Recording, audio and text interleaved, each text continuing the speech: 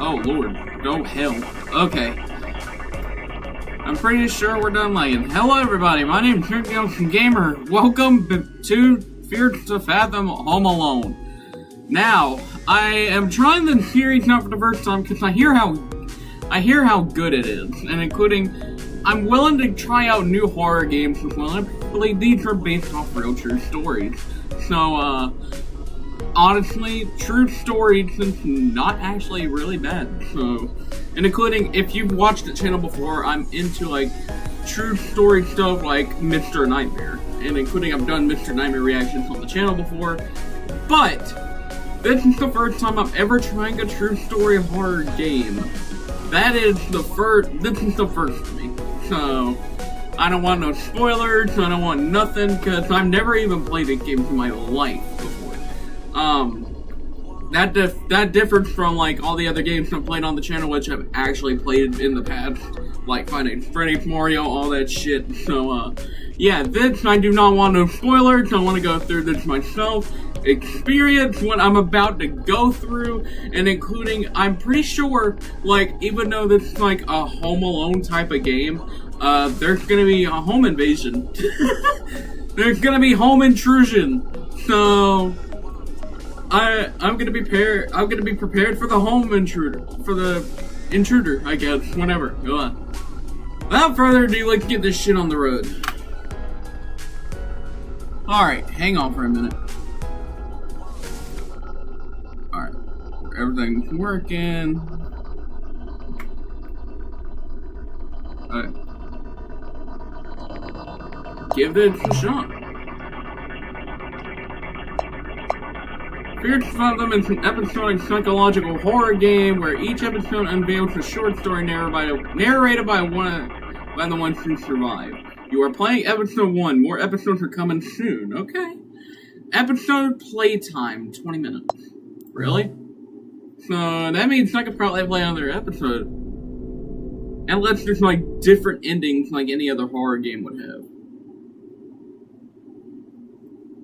Fear to Fathom. Episode 1, Home Alone. July 12th. Do we get a year? July 12th, 1999. I didn't want to put this up on Reddit just for it to be called a piece of fiction. I don't even know where to start. Okay? Excuse my lack of good storytelling skills.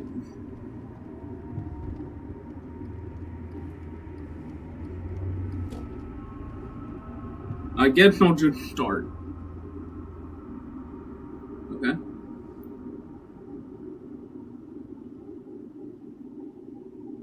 It was the middle of the summer. My parents had left for that weekend due to a work trip. Okay. Which meant I was all by myself for the weekend.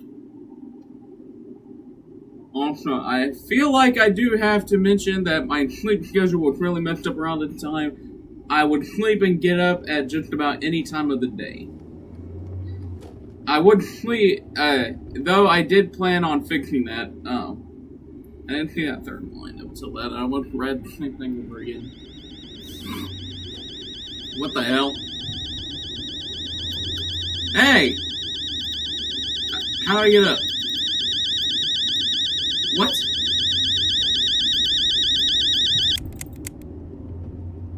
I woke up at around 8 after a nap that evening. Space to get up.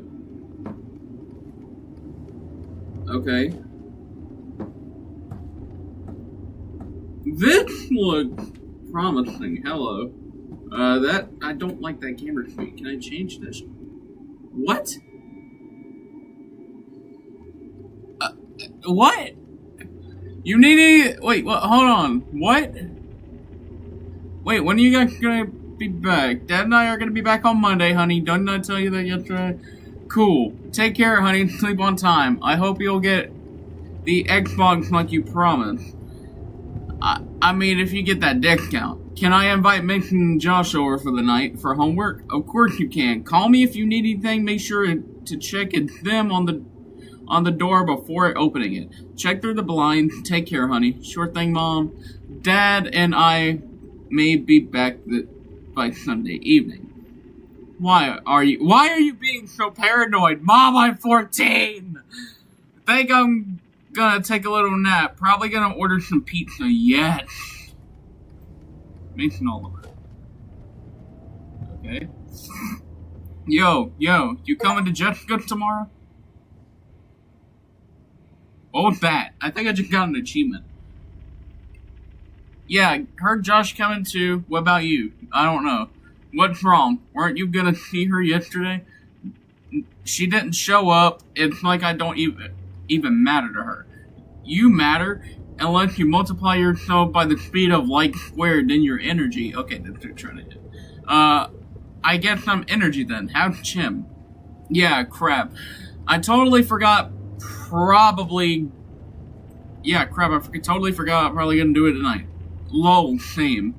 My parents are out for the night. Want to come over? We can play Mario Kart 2. I'll let you know. Okay, I'll call Josh too. I can't promise, dude. I have plans with Nat.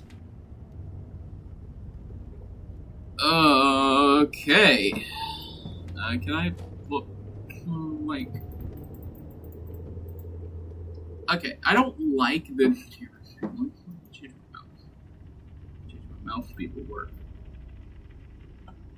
That works. Okay. Yo, what the hell? Bug! Okay, so you need to open doors like any other game. What? Mom 320 text message. Oh god. No need to order anything. Already made you lasagna this morning. Check the fridge.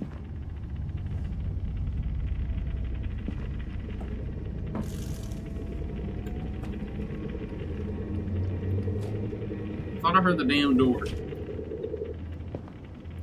Somebody's here. I don't like how dark it is. One thing about scary stories and horror games, you don't ever wander into a dark room. Don't ask me why, but I went straight to my parents' room.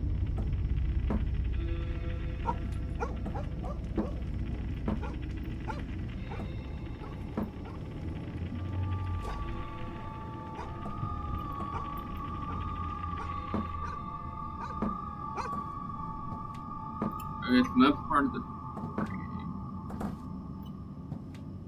What? Wait, what? Hold on!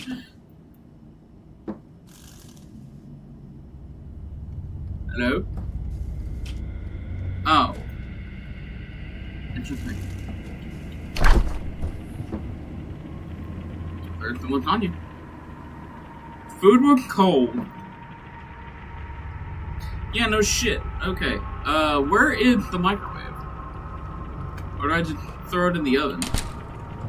Oven. What's this?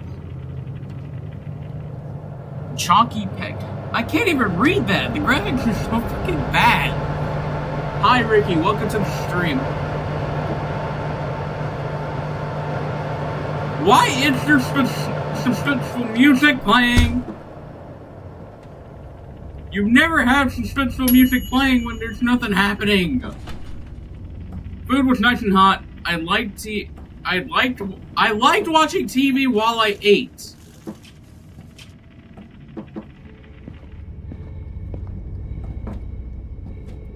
There's the TV in the living room. Oh. How do I turn it on? Left click? E? I liked watching TV while... How do I fucking... What, do I just go to the TV and press me? Yes. Oh, that was not pleasant.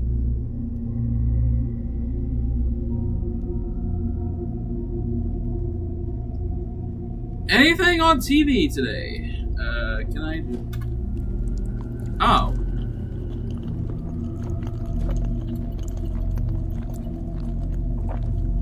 Eat up, you need the nutrients.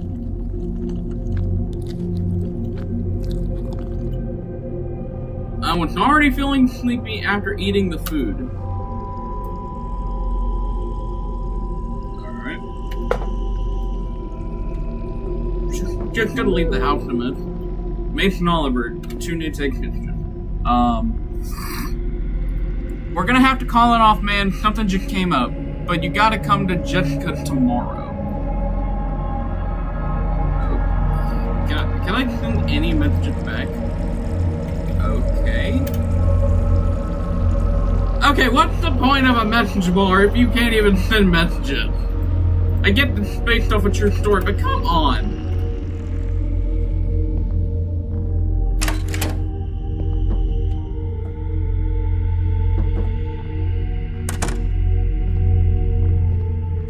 Okay, so knowing that... Why can't I go up the stairs?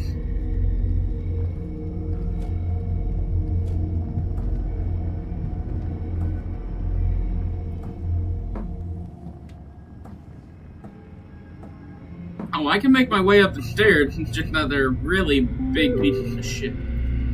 I'm sorry, Miles, gotta see you tomorrow.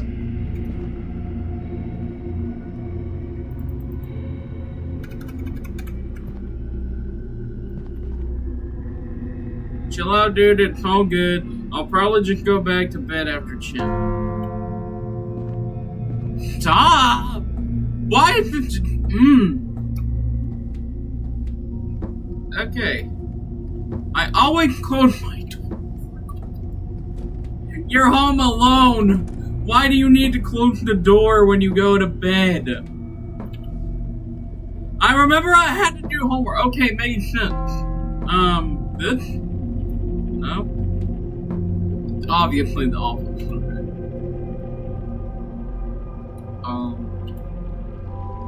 I couldn't focus on TV's noise downstairs.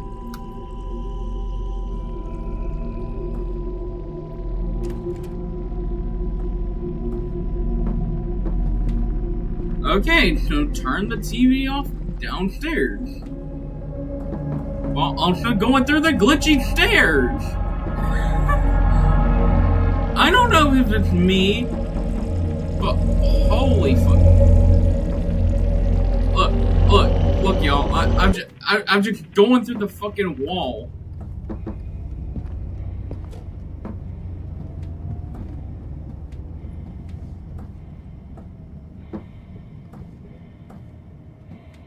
Going through the fucking walls and shit. By the way, if this episode is literally like 20 minutes long, I think the next thing I'll do is probably just watch Mr. Nightmare. Because, why not add...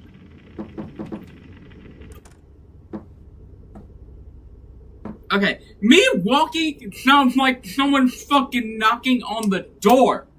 Stop! Change the noise. Okay.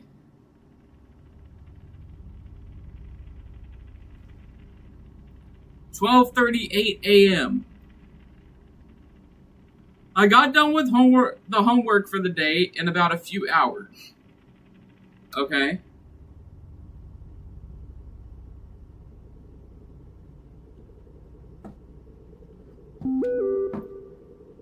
Two new messages. Don't stay up too late, you kids. I shouldn't get to hear from Miss Paula this time. Well, I am going to bed.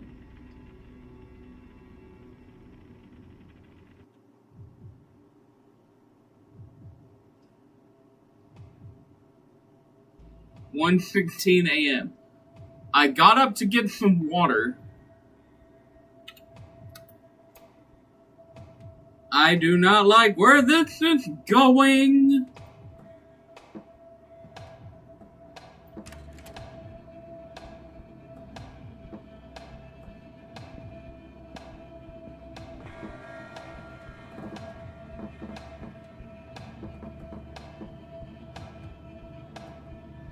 How do I get it?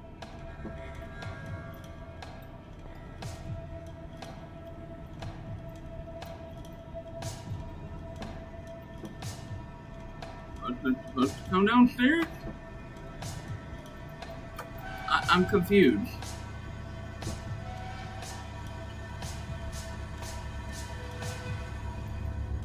Stop.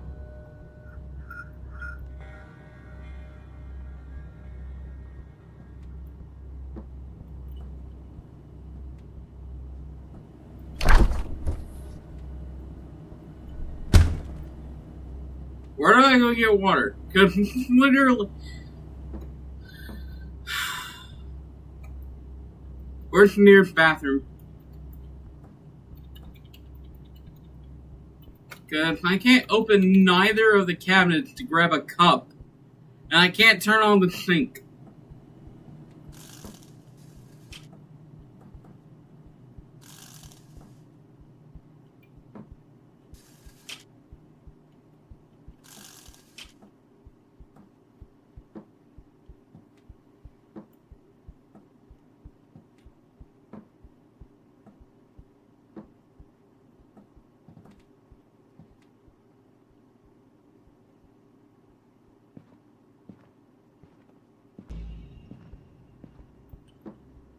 I got up to get some water. Why would you grab it out of the bathroom sink?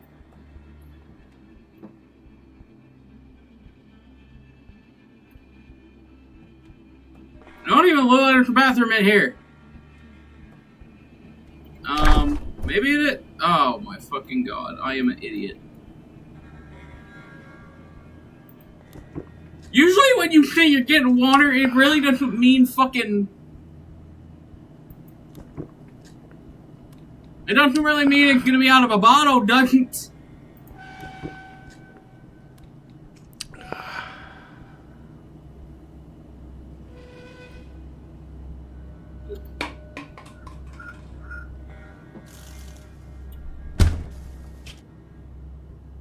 Okay, I got the water. What do I do now?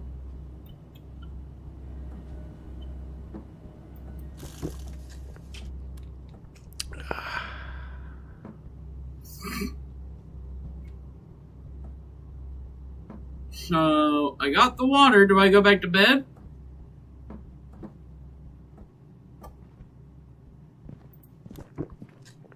Stop bouncing around so fucking much. One image.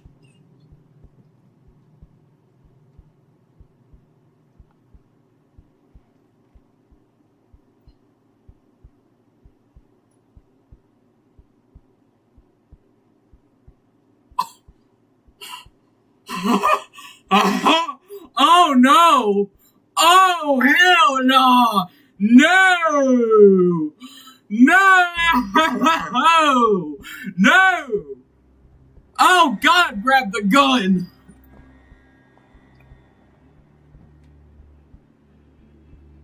Do I have a gun anywhere? I definitely need to, oh god, hello.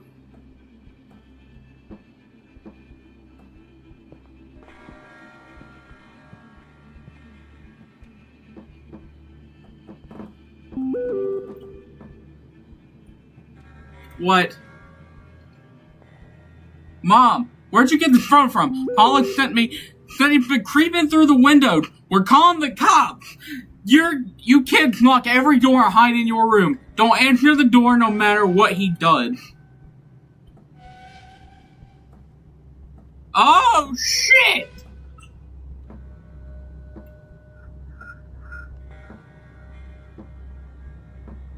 Oh, shit! Oh, shit!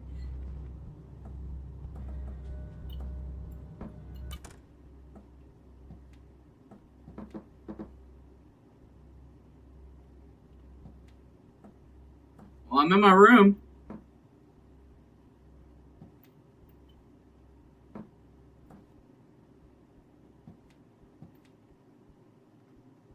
Now what?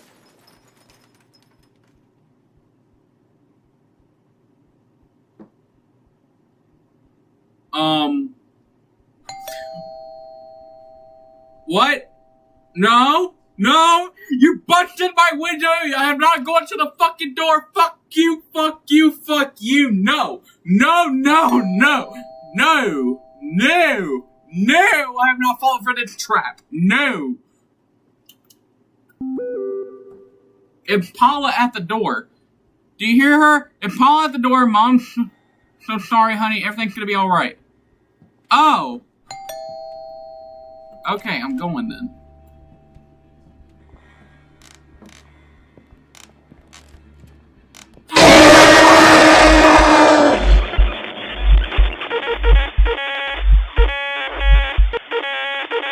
He got in through the parents' bedroom, and the game crashed. Oh my fucking god! So when you die, the game crashes, and that's all there is to it? Wow!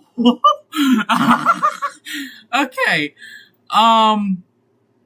Don't tell me that all of what has to happen in this game.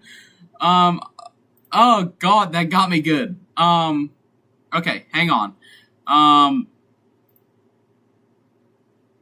gonna turn the graphic quality to good, cause they did not play out well last time. Okay. Wow.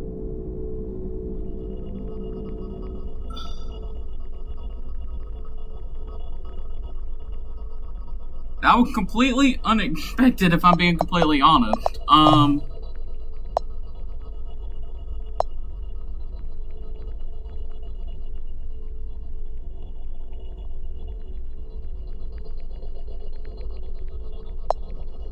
So, what do I do now? Do I just go right back in? Just continue where I left off, or no? God damn it, fuck! I have to start the whole thing over again. Wow.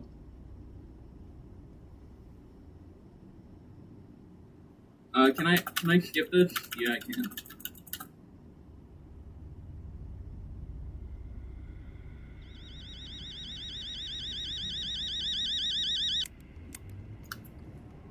Okay. Okay, the game's running a little better, since I put the quality on good. Yeah, I know. Mom 322 text message.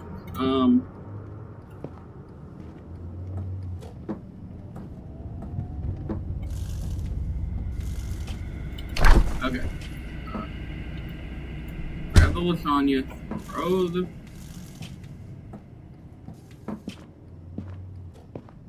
Alright, turn the TV on. Now eat. Fuck, I forgot to heat up the food. Well, technically, yeah, you can. I eat cold lasagna sometimes. Not the frozen ones. Just the leftovers that your mom would make in the evening.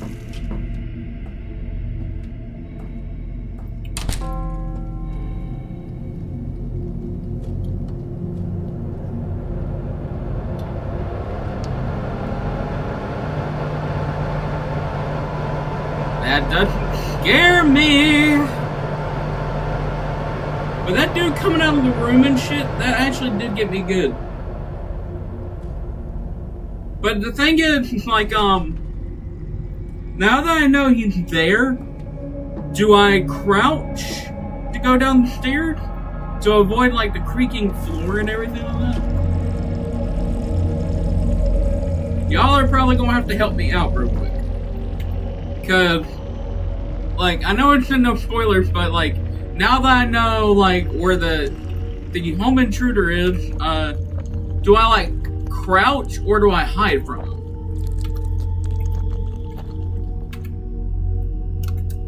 Because that's actually a good, genuine question. I'm just gonna throw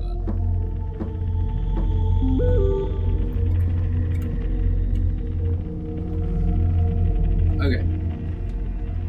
Now I'm gonna go upstairs.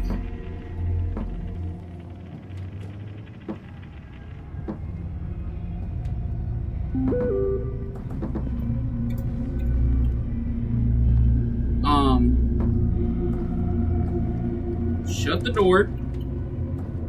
Do my homework.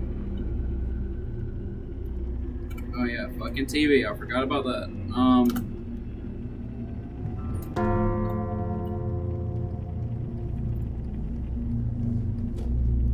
I saw that. Either that was their average car driving by, or somebody is outside looking at the house.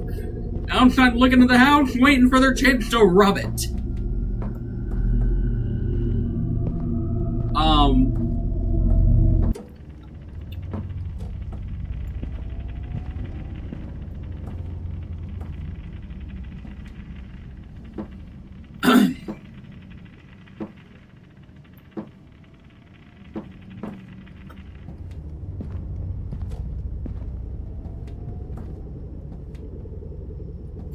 Okay. Now homework time.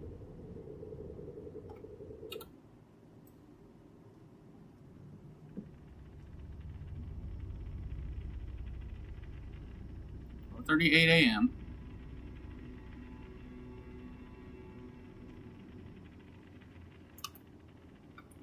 Here's the thing. In real life, I would never expect this to happen to me. And also, this is one of the reasons why you should always keep your door locked and have security cameras. No matter what. Because cameras is what helps you get the fucking intruder. And including always having a gun by your side. Or something to protect yourself with.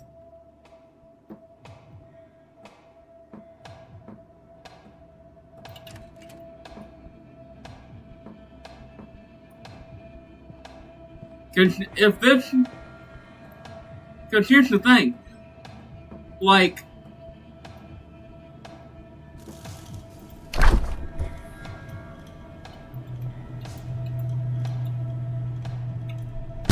the one thing is that for a home intrusion, you definitely need a fucking gun by your side at all times, no matter the cost. Even it. Or just something to protect yourself with.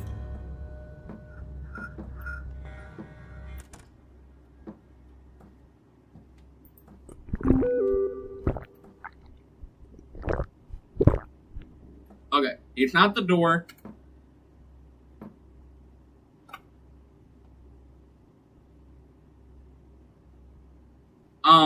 Okay.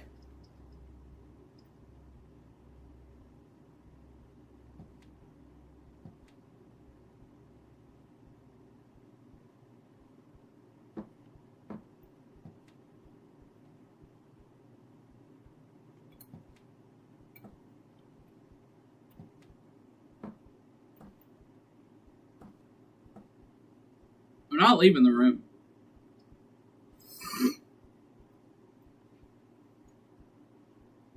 I guess I don't have a choice.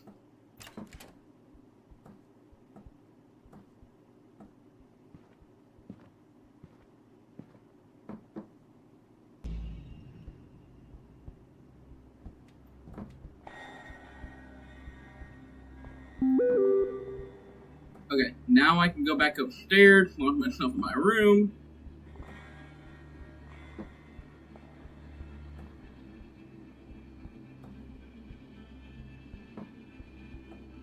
So, like, what do I do after this?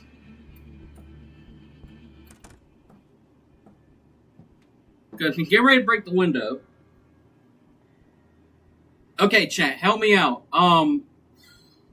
So after he breaks the window, do I just stay in my room?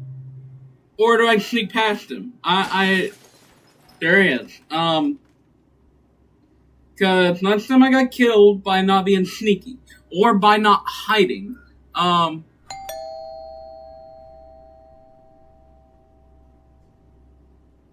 Fuck this, hang on. There's nobody in chat. So, that's helping me out. So, I'm gonna look this up myself.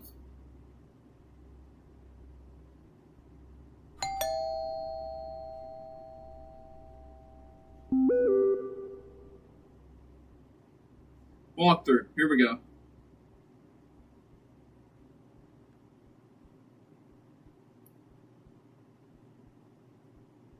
Open the front door and get killed without...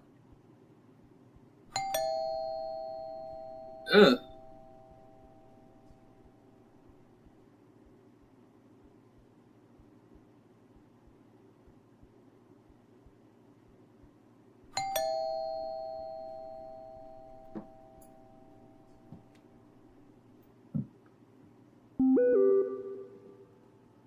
Don't answer the door.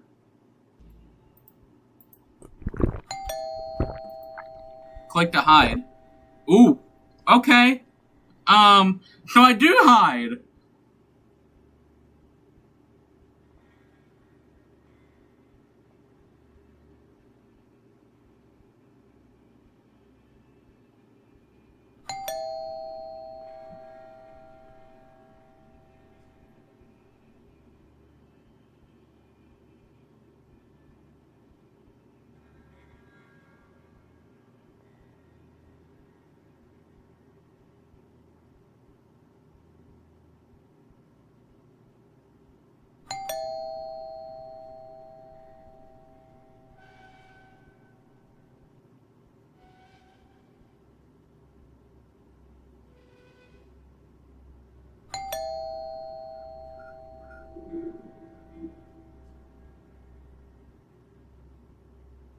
Mm-hmm.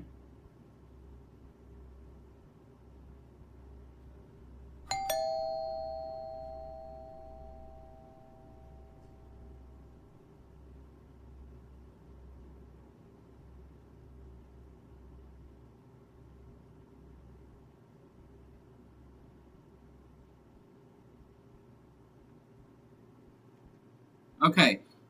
So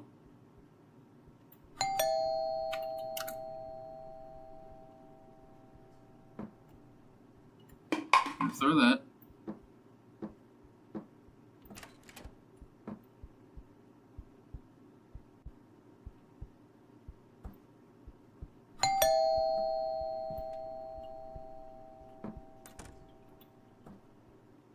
I don't trust myself. Because if I go there, I'll die.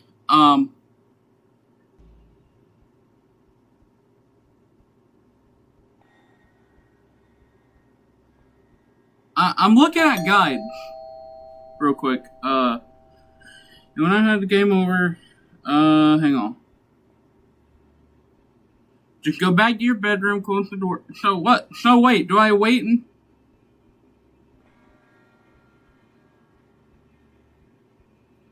Okay, so wait until the bedroom door opens, then go back?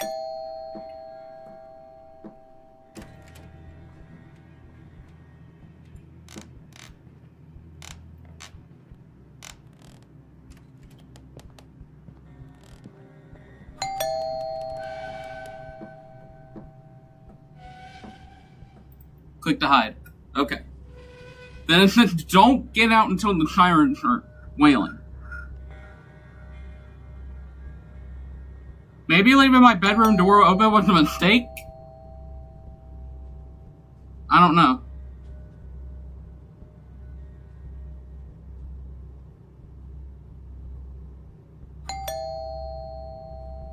It says here to wait until the police sirens show. Alright, let's go! We got police! Police! Help! Help! Help! Help! Help! Help! Help! Help! Help! Help! Help! Help! Help! Help! Help! Help! Help! Help! Help! Imagine if I just die right here. A game by Rail. Paula! My sweet savior! Okay.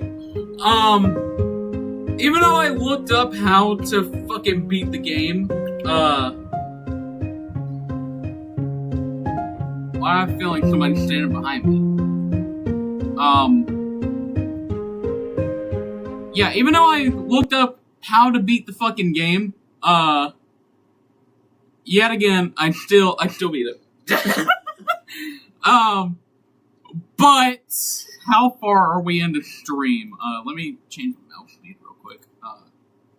Back to regular shit. Wow, we're only halfway into the stream. I haven't bought any of the other episodes yet. I have not got paid yet, so I think for the remainder of this stream, I will be watching Mr. Nightmare videos, because why the fuck not? We can because it's based off the game's based off true stories, and including, Mr. Nightmare tells true scary stories that actually happened. So, speaking of which, here he is on my YouTube For You page and shit. I just gotta look at videos I have never seen before. Hang on. Let me add window capture real quick. Where is window capture? Here we go.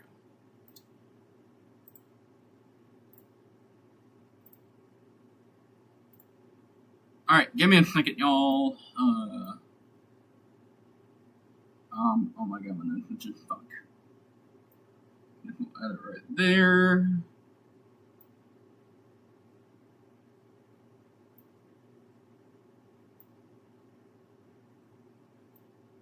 Oh, I can't extend it any further.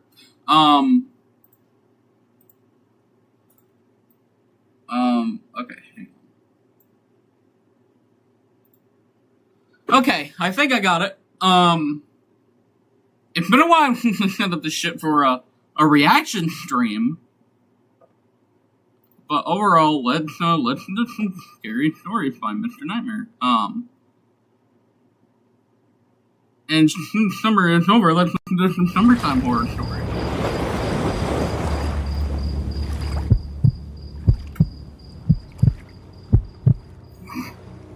Summer is the greatest season by a long shot.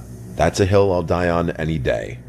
My love for the summer doesn't revolve around partying or drinking as you may expect, but nature. Warmer weather and the outdoors are inseparable in my opinion, and I guarantee you that when the heat rolls through, I spend more hours outside than inside. It was a warm night in mid-June a few summers ago when this happened. I was 17 or 18 at the time. For context, there's a massive nature preserve near my house. When I say massive, I mean it. It's close to 1,000 acres in size. To this day, there are still parts of it that I'm positive I haven't explored. 2 of my friends and I agreed to spend a night camping in those woods. Technically, camping there was strictly forbidden and borderline illegal, but we figured that there was no chance someone would catch us in this dense forest. We just have to trek as deeply as possible. Chuck was the camping fanatic of the group. I'm telling you, this kid loved cosplaying as a Boy Scout and probably knew close to 100 different knots. Our other friend Jackson always supplied the drinks. If we were sober, he was unhappy.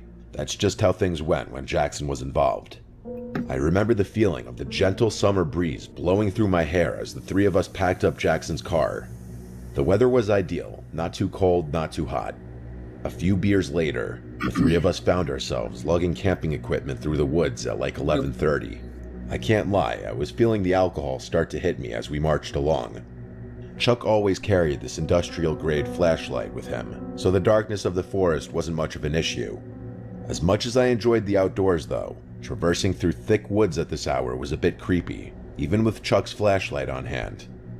After close to half an hour of straight walking, the 3 of us found ourselves in a small, flat clearing that was an ideal spot to set up camp. We pitched our tent as per Chuck's instruction and set our chairs up. The fire was the next step. Chuck once again took the lead on this, and after a few more minutes, we had a pretty decent fire going. Jackson reached into his bag and tossed me another drink. He then grabbed his JBL speaker and started playing some music. The vibe was perfect, and we must have been talking and drinking for a good 2 hours. We were all pretty drunk at that point, and I could tell the other guys were just about ready to pack it up for the night. Jackson turned the music down and started collecting discarded beer cans. Just then, a deafening whistle pierced the silence. I nearly jumped out of my seat, going from drunken haze to high alert in a matter of seconds. I don't know how to describe it. The whistle was abnormally loud, but still sounded distant. Jackson quickly shut the speaker off, and the 3 of us sat in silence as we exchanged concerned looks. I could feel my heartbeat pounding through my chest. We sat there, frozen in place for what seemed like forever, listening intently to our surroundings. But there was nothing. It almost seemed quieter now than it had when we first got there. Like eerily quiet. Not even the normal wood sounds you come to anticipate. I used that time to play my memory of the whistle back in my head. It definitely wasn't an animal's noise. The best way I can describe it is a standard whistle you'd hear at a ballpark. Chuck finally broke the silence, quietly urging us to pack up and leave. Jackson and I disagreed with that plan, though. We might risk encountering whoever made the noise, which I was beyond terrified of. It was past 3 a.m. at this point. An encounter this late would only mean trouble. Chuck hypothesized that whoever made that noise was probably aware of our presence, which was a chilling thought. I didn't know what to do. On one hand, staying put violated every survival instinct I had. Packing up and leaving at this hour didn't seem like a much better option either, though. You got somebody watching you from the wood. We finally agreed to wait it out. I went to put the fire out, but Chuck cautioned me against it, saying that a fire would repel any dangerous animals. Only then did the true gravity of the situation smack me in the face. We were literally miles away from any civilization. It was 3 a.m., and there was an unknown entity somewhere in the darkness. Another 10 minutes or so passed, and we had resumed talking, but at a much lower volume with no music. I don't think any of us felt safe going to sleep just yet, though. And then, out of the corner of my eye, I saw it. Something small flew over the darkness of Jackson's shoulder and landed directly in the fire. It was a firecracker. I screamed bloody murder as it started sparkling in the fire, and Chuck cursed as he sprung up out of his chair and bolted into the darkness. Jackson and I scrambled to follow. Wait, you ran? This dude ran into the fucking dark? dark? Caught up with what? Chuck, whose flashlight was beaming wildly through the woods as he frantically sprinted. We ran until we couldn't anymore, and Jackson keeled over and threw up. Chuck shut the light off, well, and yeah, three of us stood there, off. panting, trying to figure out if we and were you're being freaked followed. Out. To my surprise, it didn't seem like anyone followed us. I don't think I've ever been so afraid, though. Hello, Fleet. Why in the world would someone have done that? Hope you're having a great Thursday. We needed to figure out what to do. Jackson wanted to just find our way out of the woods right now, and never come back. I have finished but Chuck was reluctant to leave all of his camping gear behind. Plus, he reminded us the fire was still active. Which you can rewind the stream for that. I was dumbfounded. How could he be right concerned now, with I'm forest watching Mr. fires Nightmare after what for the had just remainder of the happened? hour. Eventually, I agreed with Chuck that we should at least check on the site. After all, no one had actually chased us. So there was a slight possibility that whoever threw that firecracker was just playing a cruel prank. Chuck was a navigational expert and was actually able to retrace our footsteps. I could make out the glow of the fire as we quietly approached. Before I could get any closer, though, Jackson put a hand in front of me and pointed with a horrified look on his face. I strained my eyes to make out the sight in the distance. What I saw is probably the most terrifying thing I'd ever laid eyes on. What? There were 3 people sitting motionlessly in our chairs like statues. What? Whose face I could see. No, lifeless, no. Hold on, hold. Okay. No. You never. If you're being stalked in the woods while you are camping, do not go back to the campsite. That's the most red flaggish shit I've ever heard. Oh, yeah, that is the most red flaggish shit I've ever heard. They even doing? I thought, realizing that they weren't even talking. This was not normal. The 3 of us watched for a little while longer before deciding to back off. We turned to leave, but Jackson's foot clipped a rock, causing him to curse in frustration. Within seconds, the glow from the fire abruptly went dark, as if it had been covered with a cloak. It was freakishly fast. We didn't stick around another second. We again sprinted away from the site, but this time we could hear footsteps crashing behind us. We didn't stop this time. We bolted out of the woods and ran all the way to Jackson's car. By some miracle, we weren't followed out of the woods. None of us spoke on the drive back, each of us lost in our thoughts. The next day, Chuck insisted we return to the site in the daylight to collect his belongings. Not a bad idea there. Jackson wanted nothing to do with that, but I agreed to accompany Chuck. After some searching, we eventually found the site, which looked mostly untouched. That is, until we got a little closer and noticed the putrid smell coming from Chuck's tent. What? We unzipped it, and we found a dead, rotting rat. It was sickening. I took the hit and haven't been back to that preserve since.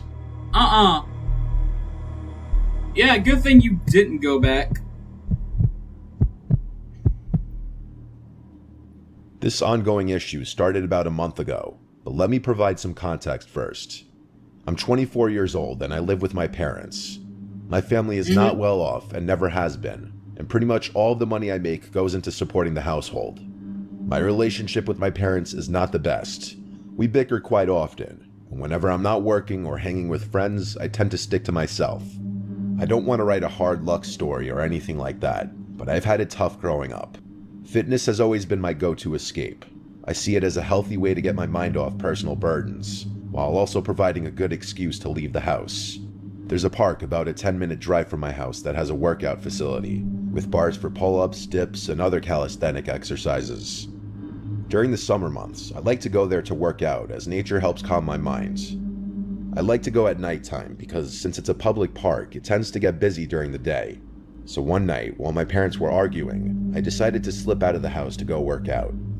It was an extremely hot summer night, probably 85 degrees. Grounded for a few weeks. I remember breathing in the humid air as I walked from my doorstep to the beat-up white Corolla sitting in our driveway. I started the rickety engine and rolled down the windows as the warm summer breeze flowed through my hair. I arrived at the park and exited my car. I was the only car in the lot. It was probably 10 or 11 p.m. The park was completely empty at this time. The beautiful scenery mixed with the steamy air to create a soothing atmosphere, which is another reason why I like this park so much. It sits on top of a hill that overlooks the downtown area of my city, which always adds pleasant and sentimental emotions to my evenings.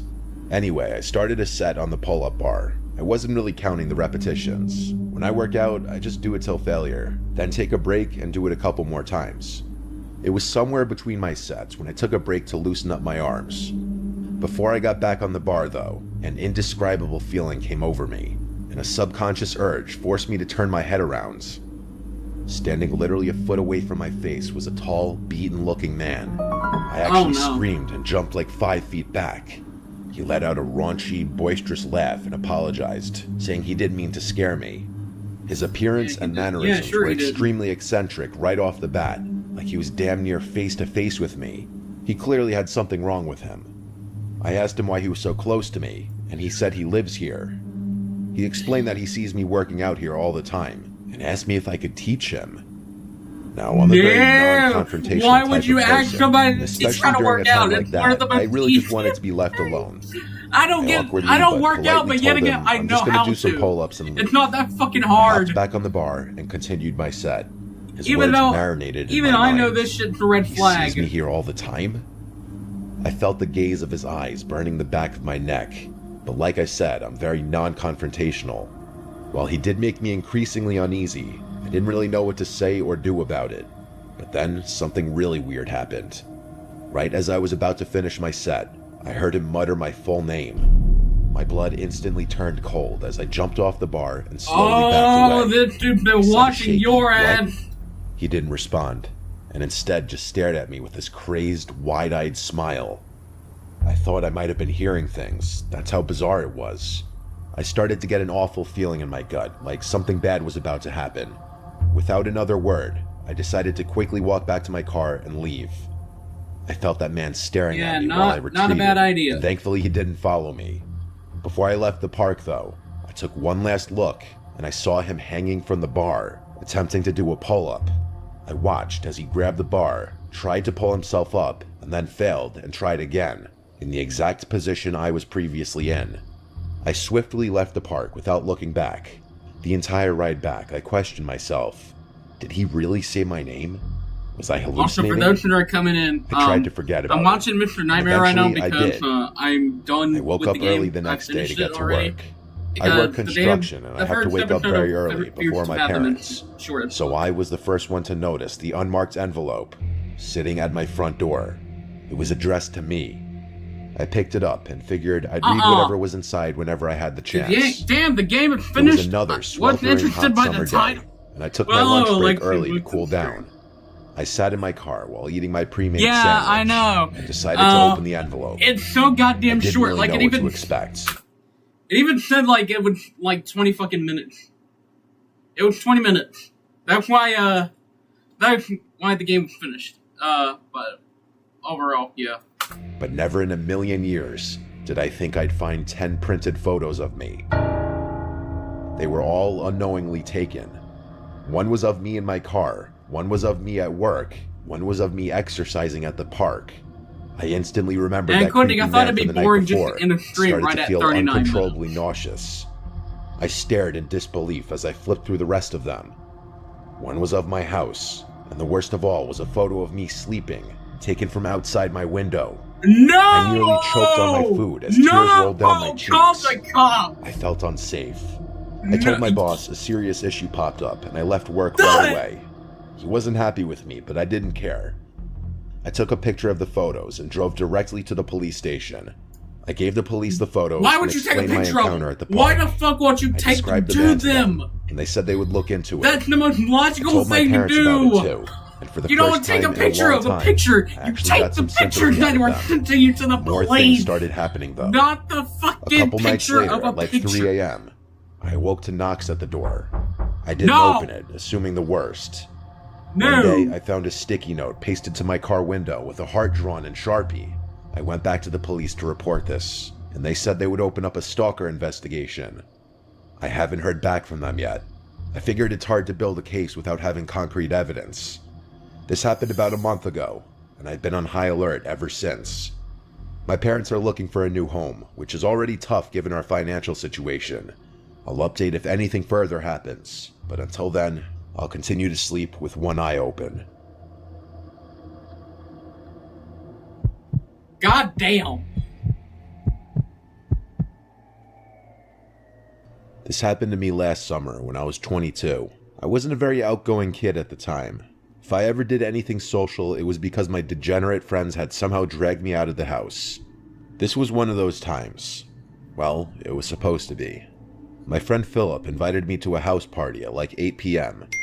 It was pretty spontaneous, but I had nothing going on, so I reluctantly agreed to go with him. I knew he was going to give me crap if I refused. I can't even lie though, the idea of a party, even with strangers, sounded more appealing than being alone. Philip was a few towns over from me, so it made more sense for us to drive separately instead of going together. He gave me the Addy and I was on my way. The literal second I pulled onto the street, Philip bailed at the last minute. Rightfully so, I was super frustrated. How could he bail on me like this? There I was, feeling like a complete idiot outside a stranger's house. Annoyed but determined not to waste the night, I decided to go in. Drove all the way here, I thought, might as well go inside. I walked up the front steps and knocked on the door. The host, Randy, greeted me warmly. He was instantly likable, charismatic, and friendly without being a douchebag. He introduced me around, and things were actually less awkward than I had anticipated. People were really friendly to me despite not knowing who I was. There were even a few girls I had my eyes on. I decided to enjoy the party and hit the booze. Hard. It was getting pretty late, but the party was still raging. Admittedly, I might have overdone it with the drinking. At one point, I was so nauseous and dizzy that I needed a break. It must have been close to 2 a.m. at that point. Yeah, overdone it. I went upstairs to look for a bathroom, but they were all occupied. The house was deceptively big. Yeah, granted, it was probably the alcohol, but I was literally getting lost, stumbling through the maze of hallways up there.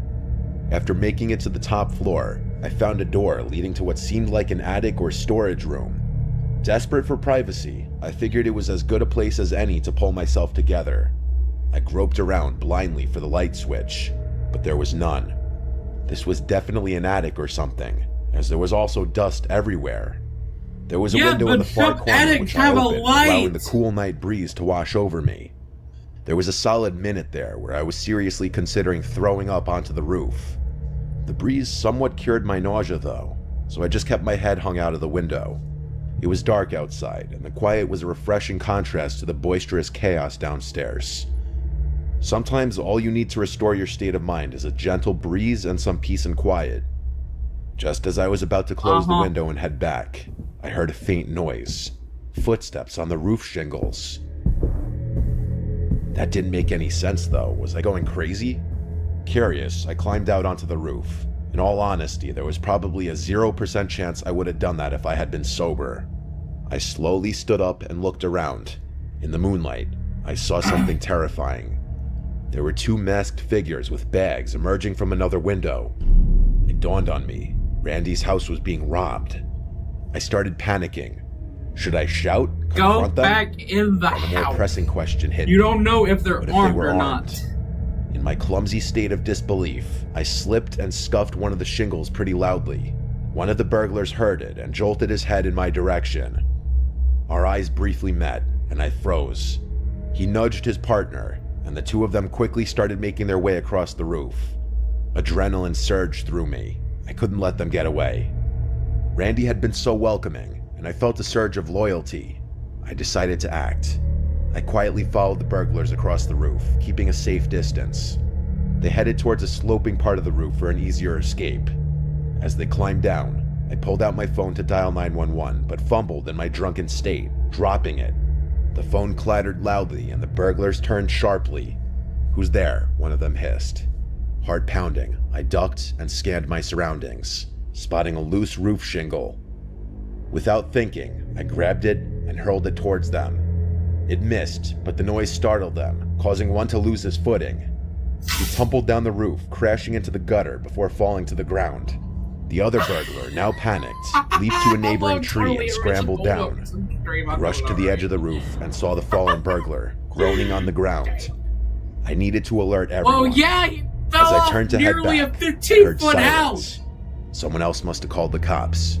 I stumbled back into the attic room and made my way downstairs, trying to appear Depending on calm. how The party big was fucking still in house full is, swing, probably 15 oblivious feet to the drama off the outside. ground. I Or found probably Randy even laughing 70. and chatting with guests.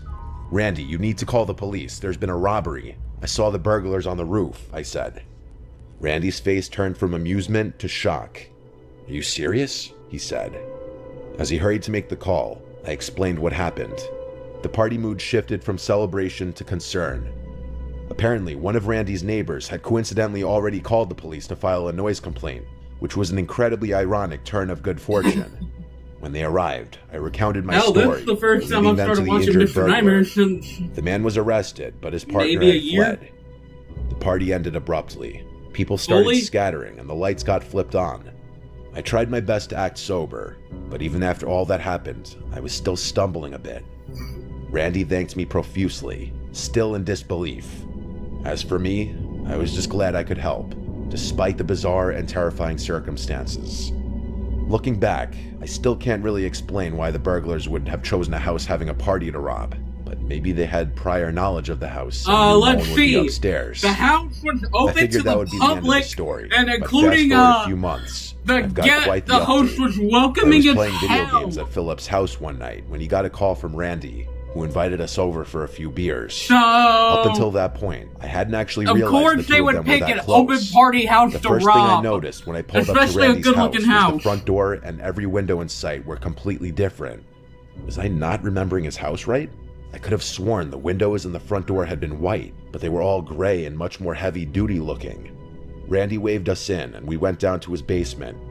We cracked a few beers and started playing a game of pool. To my surprise, he actually recognized me from the party and thanked me again for my trouble. What he told us was actually crazy though. Apparently, the burglar the police caught that night refused to snitch on his partner and was currently serving a lengthy prison sentence. The police hadn't been able to get any leads into catching the other guy though. Randy He's told one us of that those not people even a that week basically after the say, incident "I ain't a happened, snitch." his family started receiving threatening letters from an unknown sender, some of which included pictures of Randy and his family members. Oh no! Obviously, they reported these occurrences, but the police had no real leads. A month Oh, after that, whoever robbed Randy's the mom house noticed a suspicious definitely vehicle has circling some the house beef at like 1 with a.m. this guy. And a few days later, Maybe it's the guy Randy's in dad prison, I don't claimed know. that things in their backyard had been gone through and moved around. In response, Randy's dad upped their home security a degree, and even went as far as to replace and reinforce all their doors and windows. I was shocked. This was still an ongoing issue for Randy, and I had no idea how serious a situation like this could get. Summer's fast approaching, and I'm sure I'll have another update when I see Randy again. Well then. Okay, how far am I into the stream? About an hour. Okay. I think I got time for at least one more Mr. Nightmare video. At least a shorter one this time. This will do. In 2014, a man named Ethan and his wife Danny were spending a weekend together on Vancouver Island, which they had done many times before. The couple has a lot of experience on the island and just camping in general. Vancouver Island provides an optimal camping setting because of its mix of scenic beaches and dense forest. The couple had many successful camping trips on the island, until something truly terrifying happened to them. For a minute, I thought it was sitting at at 480p. Hello, Snack. Welcome to the Ethan stream. and Danny were far from any roads or civilization, enjoying the solitude. They set up camp on a beach a good distance from anywhere and kept a fire going. To get to the trail leaving the beach was a kilometer along the beach and 2 kilometers to the road through the forest. The couple had met another camper named Leon from New Zealand, who they ran into earlier that day on the beach.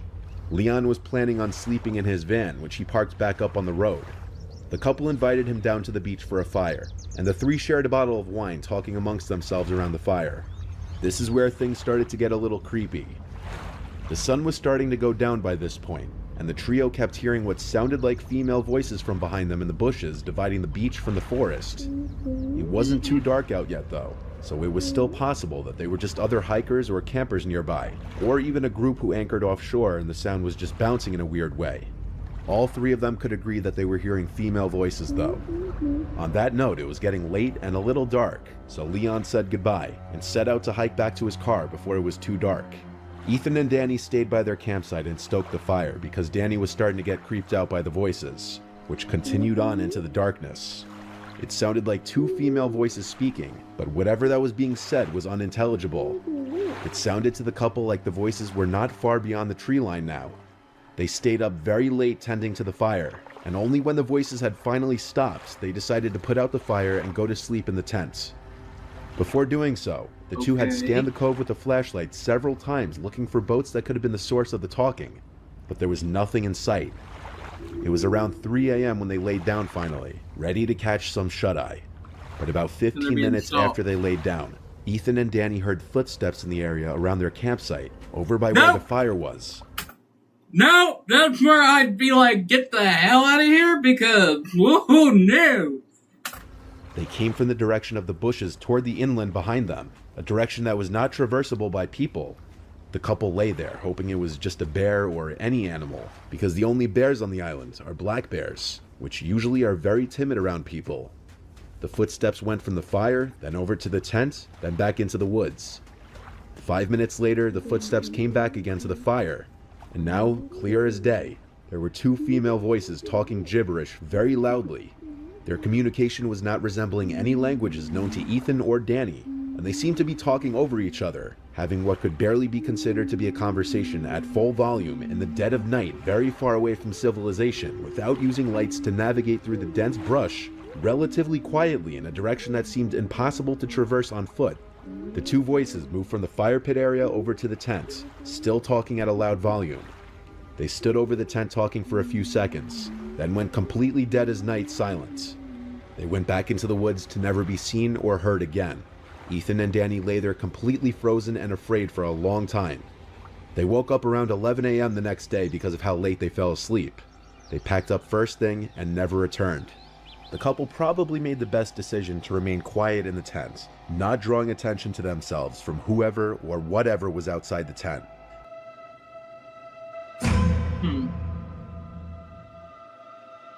The following pictures you're about to see were taken by hikers Kylie Cashwell and John Stone, who both live in Eagle Mountain, Utah, a small town south of Salt Lake City.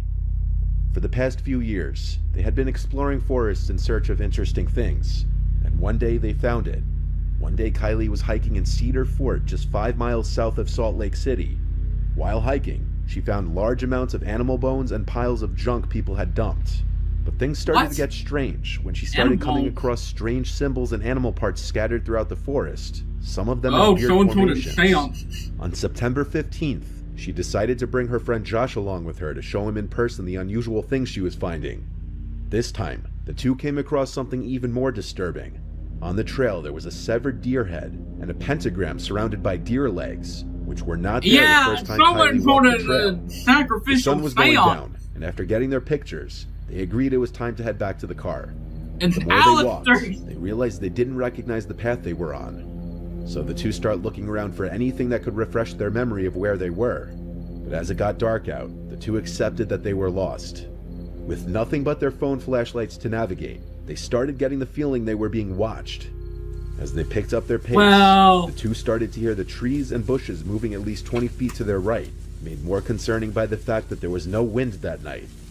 The two started to panic and hurried onto a trail they found, hoping it would take them back to Kylie's car.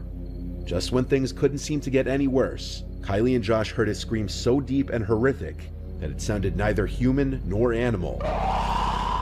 The two sprinted down the trail, Kylie making a conscious effort not to look back, but Josh did. And Josh claimed to see a large black figure on the trail behind them, too big to be a human. The two made it to the car by some stroke of luck, losing whatever was chasing them. They left the forest and went straight home. Upon doing research, Kylie found documents of common cult practices reported in those woods, as well as numerous murders and disappearances that happened in the area throughout the years. Like Ethan and Danny in the first story, Kylie has not returned since. Well, why would you? Deep in the woods in northern Germany, two friends were hiking in an area formerly territory of the German Democratic Republic when they came across these strange periscope-like pipes protruding from the ground. Oh! I've heard this one before, because this is like a World War II bunker, from what I heard. because I can't remember where I heard it from, but I definitely seen this part before. I just can't remember where I saw it. It was either on Facebook or something, because it was something spooky I saw online. I think it was TikTok, because there's a lot of people who do them stupid horror videos with shitty narrating. But, yeah, someone mentioned about the World War II bunker, I think. Feeling either brave or foolish, they decided to investigate further. They discovered a doorway hidden behind several bushes, covered by a large wooden lid. What they found hidden beneath the ground is a pretty disturbing piece of history. The doorway led to a huge abandoned army bunker. There were several tunnels leading off in different directions, which intersected a long central corridor. There were so many different directions to go that exploring the place felt like going through a maze to the two friends. They tried not to stray far away from each other in fear of getting lost. That's how big the place was. As they ventured deeper into the structure, they came across German writing on the wall, which translated to "help." Curiosity still got the better of them, and they continued deeper into the bunker. And as they did, the structure became more and more decayed. I don't even know if I said that right. More writings were found on the walls, this time reading, "Hello Satan, I love you." Some of the rooms and corridors were flooded and smelled like sewage. They made their way into a very large room with a strange machine in the center. It's very possible the previous occupants had fled the bunker in a hurry, as there was a single shoe still stuck in the sludge on the floor. Why wouldn't someone have time to grab one shoe unless they were in a hurry? The structure was believed to be an old military bunker, possibly used for shelter by the Nazis during World War II. But why did the soldiers seemingly leave in such a hurry? And whether they were the ones who had written the warning messages on the walls is unknown. Probably because they wanted to get away from whatever the hell they were getting chased from. Safety, I'll refer to him as just Bill. Probably got ambushed by a bunch of fucking soldiers. Was visiting his brother upstate New York near Downsville. Bill's brother owns a small house and a barn up there, and from time to time Bill and other family members would go up to visit. This was in the late fall, and so the foliage was already mostly orange, and more than half of the leaves had fallen off the trees. Bill was hiking a narrow trail which was not far from his brother's place. This trail is in the middle of a very rural area, and it connects from the occasional property to property.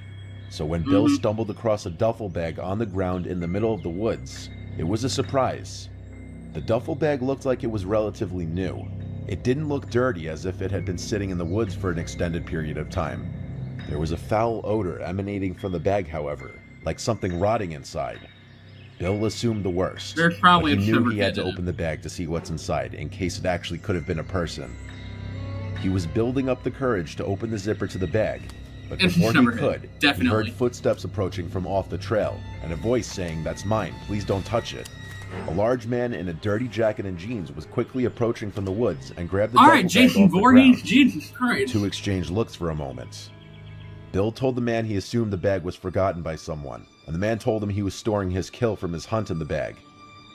Even though Bill isn't a hunter, he knew it's standard to use a cooler for storing fresh kill. What are you hunting, rabbits? A duffel bag of all things. Squirrels? This also wouldn't explain the foul smell so soon, as usually dead bodies only start to smell after a few days, not right after death. So he apologized and continued walking down the trail, with a little more speed in his step. It's likely the man noticed Bill's nervousness, because he heard the duffel bag get dropped on the floor as he was walking away. But as he looked back, he didn't see the man anymore.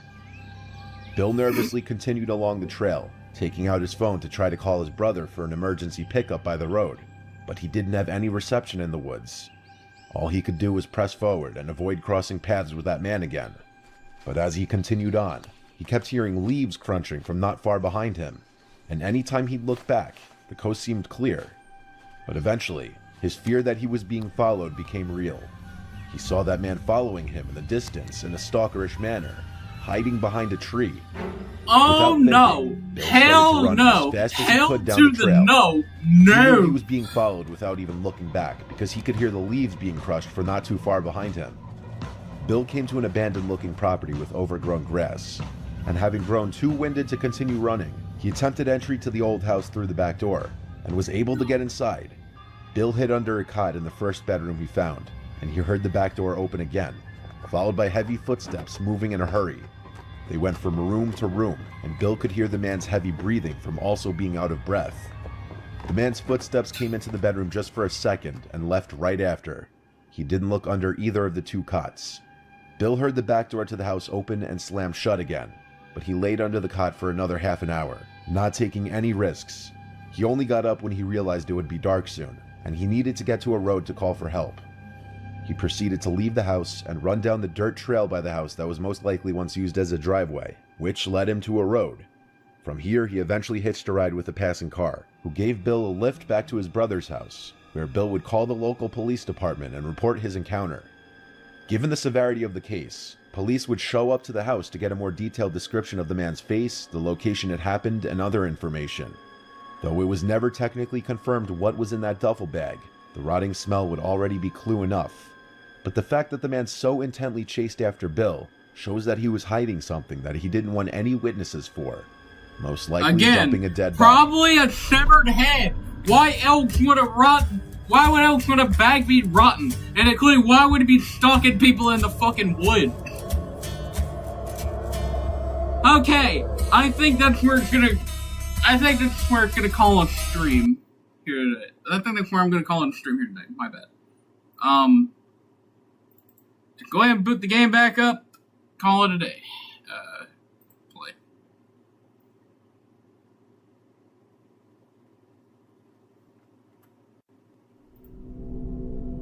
Alright.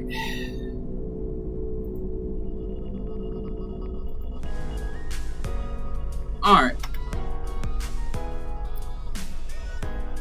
Well, that wraps it up for the stream. Even though the game was really short, I did enjoy it, and I actually enjoyed watching Mr. Nightmare on stream again after all this time. But overall, that is the end to the first episode of Fear to Fathom, plus a Mr. Nightmare reaction at the end of the stream. So I actually enjoyed it. I'm hoping to try episode 2 out really soon, and I think it'll probably be really well, and including the jump scare in the game actually did get me, because who expected this dude just to open the door and then when you go for the staircase he just pops out and be like boo. But overall, that is it. Thank y'all so much for tuning in. If you're new to the channel, be sure to hit that subscribe button. If you're into Sonic the Hedgehog content, be sure to go subscribe to my second channel, Eric the Sonic Gamer. That link is down below. My social media is in the description if you guys want to join the Awesome Gamers Community Discord. The link for that is also in the description. If you guys want to leave for a tip for the stream, it is not recommended or required. That link is also in the description, so be sure to go check that out. Alright, Awesome Gamers, I will see y'all in the next stream. Goodbye, y'all.